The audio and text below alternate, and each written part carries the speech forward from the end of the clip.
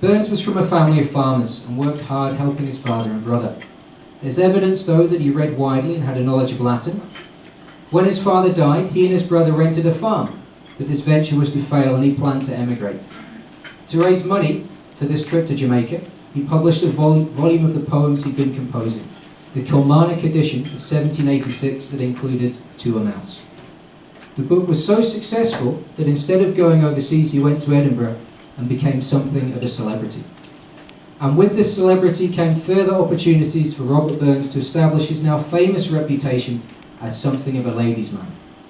An article on the List website by Hannah Adcock describes his love life as, this is the bit I left out for my daughter, something from a daytime TV show. There are illegitimate children, outdoor sex romps, irregular marriages, and enraged elders wagging their fingers and crying, shame.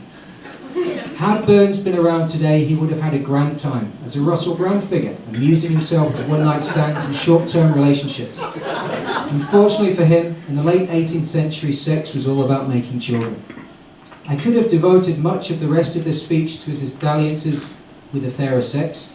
However, if I simply tell you that he's believed to have fathered at least 12 children, more than half of them illegitimately, and wrote poems with titles including 9 Inches Will Please a Lady and A Fornicator, I think you get the picture. A second larger edition of his poems was soon published, adding works such as the galloping midnight adventure Tam O'Shanter. This is the tale of a man that discovers a witch's coven on his way home from quite a session at the pub with his cronies. He incurs the witch's wrath by drunkenly remarking about one of their short skirts. However, he manages to escape their clutches with just the loss of his horse's tail. A lesson for all of us as we think about how we're heading home tonight. The new publication meant Burns was able to support his brother's farm and buy one for himself. He moved with his long-suffering wife Jean to the holding in Ayrshire. He farmed and published again, putting words to many Scots tunes. He gave up farming 3 years later and worked as an exciseman, but growing tired of this, went on to join the army. Sadly though, a downward spiral ensued, and on 21st of July 1796, aged just 37 and all but destitute and in debt, Burns died. It feels right that we mark his birth rather than death each year on the 25th of January with a celebration. He packed a lot into his 37 years as a humorist, storyteller, satirist, lover, socialist, nationalist and philosopher. I have little doubt that were he alive today he would have made a good tabler and enjoyed evenings such as this.